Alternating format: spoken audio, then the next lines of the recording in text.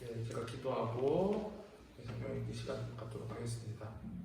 사랑과 은혜가 충만하신 아버지 하나님 너무나 감사합니다. 우리가 성경을 읽어가면서 하나님의 말씀이 깨달아지고 하나님의 말씀 안에서 주님의 그 가르침이 우리 삶에 녹아져 내리길 소원합니다. 말씀이 우리의 힘과 능력이 되는 시간 될 수 있도록 인도하여 주시옵소서. 하나님 하신 주 예수 그리스도의 이름으로 감사하여 기도 올려드렸습니다. 아멘. 오늘 저는 역대상을 맡았습니다. 역대상을 이제 보면서 이렇게 이런 순서대로 이렇게 진행할 거고요. 하면서 제가 좀 더 첨부해서 말씀드리도록 하겠습니다. 원소의 명칭은요, 히브리 성경에 보면 디브레 하야임, 그래서 각 시대적 사건들, 각 시대 말씀들을 이렇게 얘기합니다. 그래서 이제 아담부터 시작해서 구약 거의 끝날 포로 구약까지 말씀을 다루고 있는 책이고요. 마찬가지로 상하가 있던 책들은 대부분이 이제 한 권이었는데, 기니까 두 권으로 나뉘어진 그 상과 하가 한 권이었다라는 것을 기억하면 됩니다. 70인역에서는 노력대 사건들이라 번역하여 이름하였으며 빌게이트 역은 거룩한 역대기 전서라 이름하였습니다. 영어 성경은 빌게이트 역에 따라 역대기라고 이야기합니다. 저자는 본문의 저자는 누구라고 밝혀져 있지는 않으나 유대인들의 전승에 따르면 에스라가 에스라서와 본서를 기록했다고 합니다. 모세의 율법에 능숙한 학자 에스라가 본서를 기록하였다고 추측하는 것은 본문의 내용에서 성전과 제사장직 그리고 남유다의 신정적인 다윗 왕통 등을 강조하고 있는 것으로 보아 타당한 견해라고 볼 수가 있습니다. 다음은 기록연대. 특이하게 중간쯤에 있는 성경인데도 불구하고요, 에스라의 역대기 기록자는 전제를 살펴볼 때 역대기는 기록연대는 주전 450년경, 그래서 역대기는 이제 히브리 사람들은 제일 마지막에 있는 책이에요. 구약 제일 마지막에 있는 책인데 그 이유가 있어서 가운데로 이렇게 들어오게 됐고요. 기록연대를 검찰해보면 먼저 본문에는 주전 538년 바사왕 고레스가 반포한 유대인 포로 귀환 허가 조서가 언급되어 있는 것을 볼 때 450년을 넘어갈 수가 없습니다. 또 주전 537년 유다인들을 이끌고 1차 귀환한 수르바벨과 주전 500년경 인물이 그의 두 손자 블라디아와 여사야가 언급되어 있음을 볼 때 역대기는 적어도 주전 500년 이후에 기록된 책으로 유추해 볼 수 있습니다. 하지만 에스라가 팔레스타인으로 돌아온 때가 주전 458년이므로 이 연도를 넘어설 수 없다고 봐서 이 기록연대는 주전 450년 정도로 기결할 수 있습니다.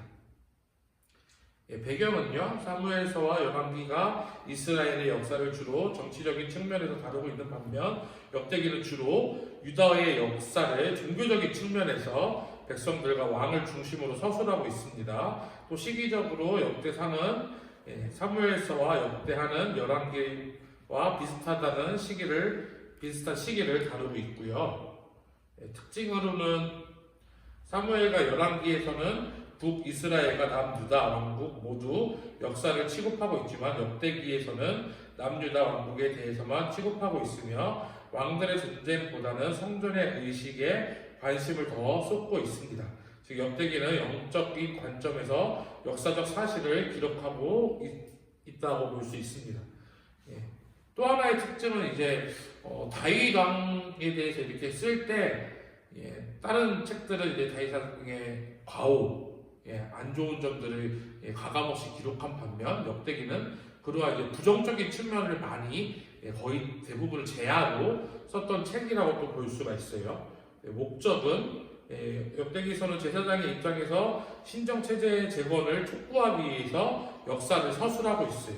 역대기서가 쓰여진 당시 에스라가 모세의 율법을 재확립하려는 정열을 가지고 바벨론에서 팔레스타인으로 돌아온 때였으며 예루살렘 성벽 재건과 함께 성전 제사 회복에 힘쓰던 시기였기 때문에 그 목적 자체가 다시금 백성들로 하여금 신정국가, 하나님이 다스리는 나라를 바르게 세우기 위해서 쓰여진 책으로 볼 수 있습니다. 그러나 유다 총독 느헤미야가 돌아오기 전까지는 성벽 재건 사업은 진전이 없었으며 따라서 모세 율법도 확립되지 않던 시기였습니다.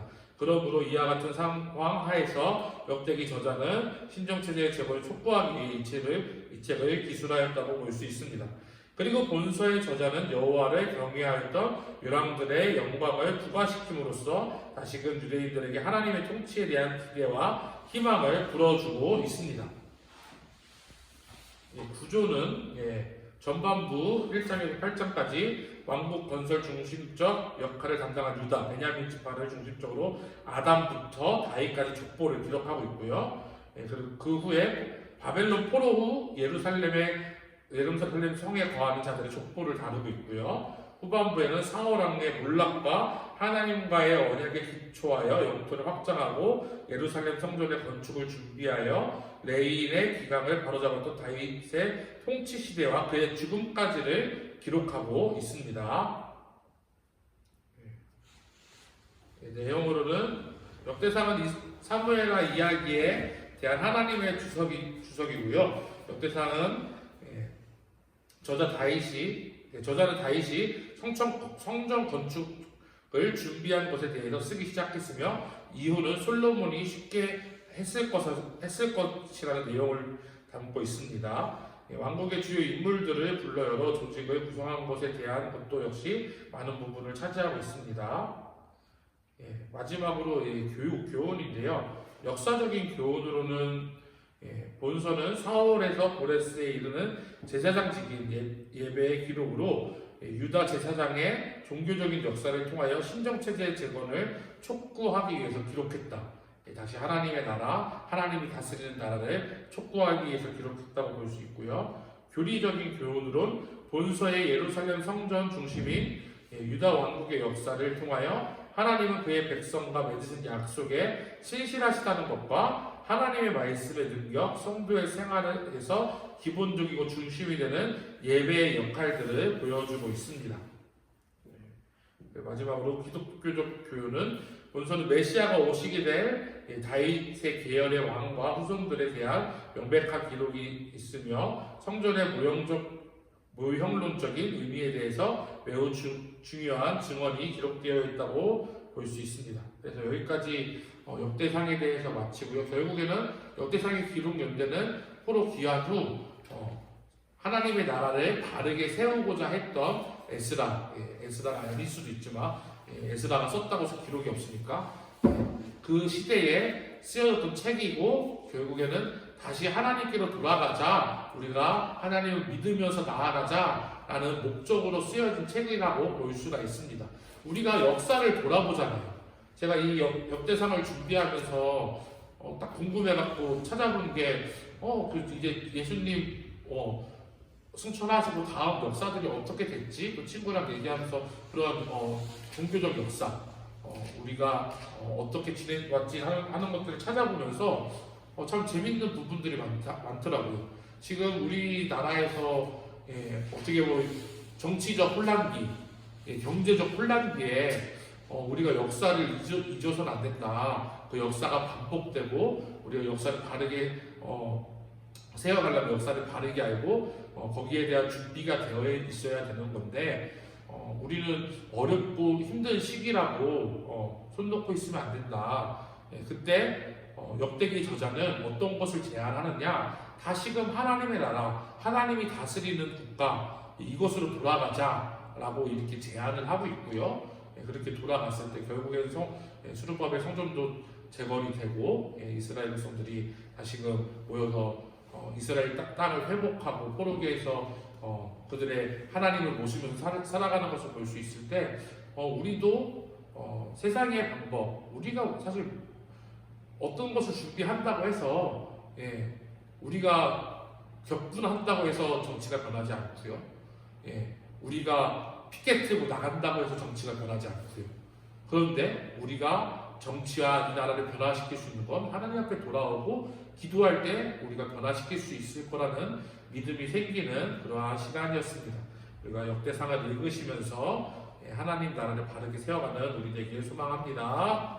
네.